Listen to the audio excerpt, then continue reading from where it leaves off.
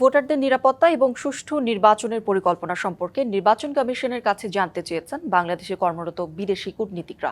সকালে রাজধানীর একটি হোটেলে এক বৈঠক অনুষ্ঠিত হয়েছে। বৈঠক শেষে প্রধান নির্বাচন কমিশনার জানান, যে কোনো মূল্যে একটি সুষ্ঠু গ্রহণযোগ্য নির্বাচন আয়োজনে প্রতিশ্রুতির কথা কূটনীতিকদের অবগত করা হয়েছে। আসন্ন জাতীয় সংসদ নির্বাচন ও গণভোট উপলক্ষে বাংলাদেশে বিভিন্ন দেশের রাষ্ট্রদূত, হাইকমিশনার, ইউরোপীয় ইউনিয়ন এবং জাতিসংঘের প্রতিনিধিরা এই বৈঠকে অংশগ্রহণ করেন। এ সময় কমিশন নির্বাচনে নিরাপত্তা নিশ্চিতে পুলিশের পাশাপাশি সেনাবাহিনী ও আনসার মোতায়েনের বিষয়ে তুলে ধরে।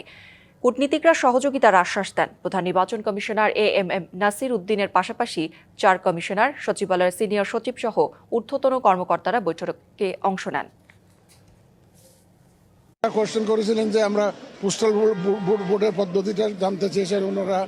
তারপরে আমাদের ল এনফোর্সমেন্ট এজেন্সি ডেভেলপমেন্ট, কী পরিমাণ লোকজন ডেভেলপমেন্ট হবে, কী প্ল্যান, কার আন্ডারে এগুলো চলবে, ল এনফোর্সমেন্ট এজেন্সি আমরা বুঝিয়েছি যে এখানে আমরা নিশ্চিদ্র নিরাপত্তার ব্যবস্থা ইনশাল্লাহ আমরা করব, যাতে অত্যন্ত শান্তিপূর্ণভাবে সবাই এই যে কেন্দ্রে আসতে পারে, ভোটটা দিতে পারে, ভোটটা দিয়ে যাতে ফিরে যেতে পারে।